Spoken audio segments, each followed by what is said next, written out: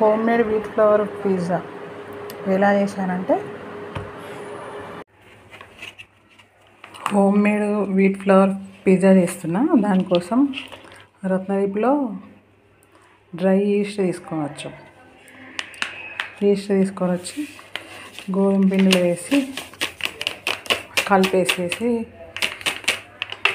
Mix చేసి ఒక 1 hour నానబెట్టేసి పిజ్జా బేస్లు వేయడానికి కోసం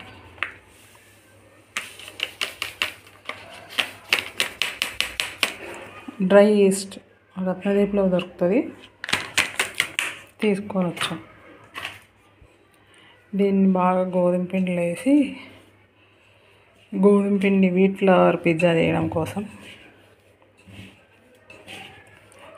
ఒక చిటికెడు సాల్ట్ వేసా, కొంచెం ఒక చిటికెడు బేకింగ్ సోడా వేసా, ఈస్ట్ వేసా. మంచిగా ఇట్లా వాటర్ వేసేసి కలిపి పెట్టేస్తున్నా 1 అవర్. చూడండి, మంచిగా ఈస్ట్ వేసి కలిపితే ఇప్పుడే అంత ఫ్లఫీగా అయింది. ఈ పిండి కలిపేసాను, మంచిగా నానబెట్టేస్తాను. కొంచెం సాల్ట్ వేసి పిజ్జా కోసం బేబీ కార్న్స్ 2 ఉడకబెట్టుకుంటున్నా. పిజ్జాకి sweet corns, baby corns, salt వేసి పిజ్జా పైన హెర్బ్స్ కోసమని నేను మిరియాలు, ఎండుమిరపకాయలు వేయించుకుంటున్నా. అట్లనే కొంచెం కసూరి మేతి, హెర్బ్స్ కోసం కసూరి మేతి ఇవన్నీ వేయించుకొని మిక్సీ చేసుకొని మనం పిజ్జా పైన హెర్బ్స్ లాగా చల్లుకుంటే బాగుంటుంది. హోమ్ మేడ్ హెర్బ్స్ ఇది చాలా టేస్టీగా ఉంటాయి. నేను చాలాసార్లు ట్రై చేశాను. మన ఇంట్లోనే హెర్బ్స్ ప్రిపేర్ చేసుకొని చాలా అంటే చాలా బాగుంటాయి హెర్బ్స్ ఇవి. కసూరి మేతి, మిరియాలు, ఎండుమిరపకాయలు, హెర్బ్స్ పౌడర్, ఇవి ఓన్లీ రెడ్ చిల్లీ ఫ్లేక్స్.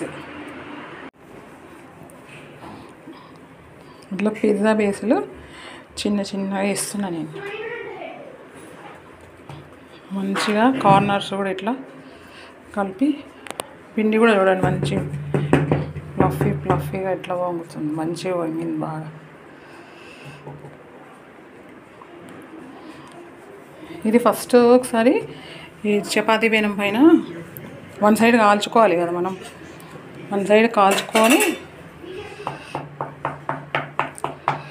తర్వాత తీసి అప్పుడు కార్న్స్, టొమాటో సాస్, హెర్బ్స్ అన్నీ వేసి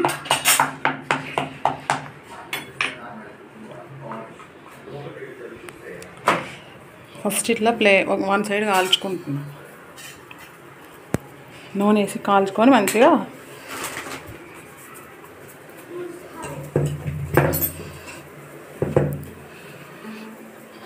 ఒకటి రెడీ అవుతుంది.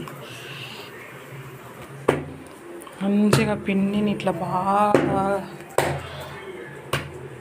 కొట్టి బాగా నలిపి చేస్తే మంచిగా వస్తుంది చపాతీలాగా. దానిపైన చీజ్ తురిమేసి ఎమ్మి pizza ready. Chilli flakes, herbs వేస్తున్నా.